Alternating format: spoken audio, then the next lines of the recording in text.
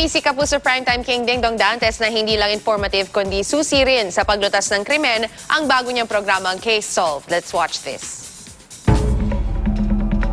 Nasa episode 4 pa lamang ang docudrama na Case Solved, pero pinatunayan na ng programa na isa itong instrumento sa pagpapakita ng hustisya.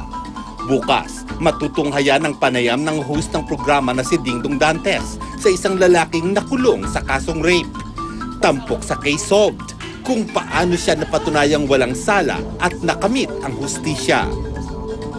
First time na naging instrumental ang show na Case Solved para sa maging bahagi ng proseso ng pagpapalaya doon sa case study natin. Nakakadalawang araw pa lang siya ng kanyang pagkakalaya. Kitang-kita ko sa kanyang mga mata na nangihinayang siya sa lahat ng taon na nasayang sa loob ng kulungan. At the same time, looking forward siya na may pag-asa. Si Dong, masaya raw na naging bahagi siya ng programa. I feel grateful and blessed na naging part ako ng team ng Case Solved kasi napaka-noble tsaka napaka-wide nung intention. Pero busy man sa kanya-kanyang trabaho, meron pa kaya silang time ng asawang si Marian Rivera na mag-enjoy this summer kasama si Baby Zia.